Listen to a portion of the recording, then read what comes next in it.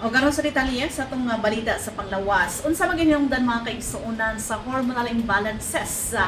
Matod pa nga ang hormonal imbalance gumikan kini sa mga factors sama sa natural life stages, puberty, menopause, endocrine gland malfunction, gumikan sa tumor or injury or autoimmune condition, mga medical condition like diabetes, thyroid disorder, PCOS or lifestyle choices. So sama sa chronic stress, poor ang diet, obesity, o mga medication. So sama na ito nag-inom ng birth control or nagpaidalom sa chemotherapy or exposure sa endocrine disrupting chemicals. Kini mga symptoms mga kigsuonan, magdepende kini sa specific hormones nga naapektuhan, lakip na ang pipila ka mga accurate diagnosis o treatment sa mga plano niini.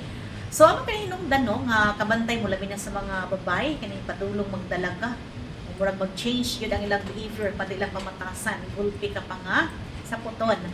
So, ang natural stages manggod sa atong life, like puberty. So, mga natural periods sa atong hormonal change, kung magkadalaga na.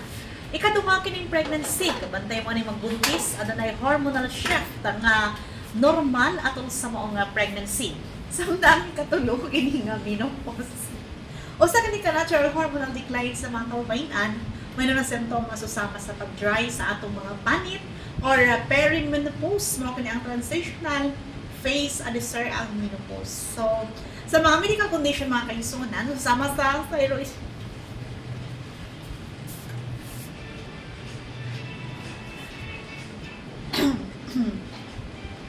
susama sa thyroid disorder, diabetes, or PCOS, o polycystic ovary syndrome, o uban pa nga mga problema. Adunay sa mga uban mga kaigsuonan nga adunay gitawag og eating disorders. So kini udahan pa nga mga hinungdan susama sa lifestyle or environmental factors o medication or ipailalom sa mga therapies. So ato kining sagutan mga kaigsuonan sa mosunod pa natong health news sa mga hormonal imbalances o uban pang problema sa mga kababayan.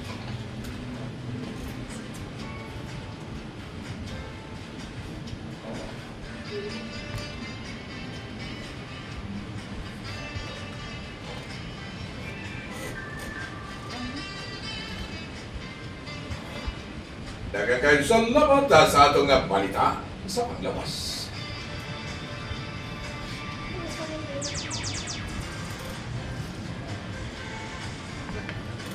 Atong oras mga kaigsunan na doon na tayo 20 minutos ang nakalabay sa alas 7 sa buntag.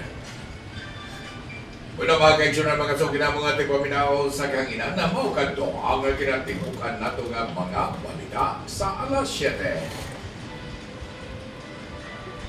Katong balita ato galing nyo sa JFNQ Marketing ang tigamauga, tigapulabuga sa parigin sa Bila-Bila Plaza Bank Capsule, la parigin sa Bila-Bila Lenaventuel, la Charming Beauty Soap, o la Charming Toilet Soap.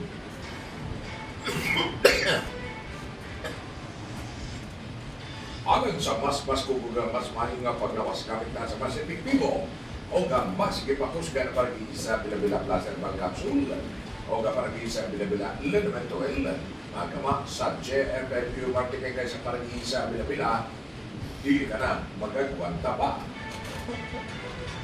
Alang sa lugang kasayuran, punta ka lang sa Mr. Paragis Claire Frekiam ko sa cell number 0935-640-2613. Ang gusto ba katong balita, atod kan na to ng istasyon na DXYL 94.9 na Joy FM. Bueno mga kaigsunan, atangin ninyo ang masunod ng programa ng atong Joy FM Morning Special ang kaman lamang sa pipila ka mga pahinulo.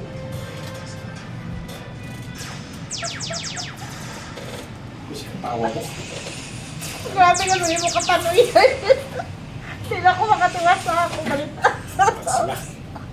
Ang katawa mo. O malagyan-gyan ko sa ayaw lagi pagkuhan sa ako likod.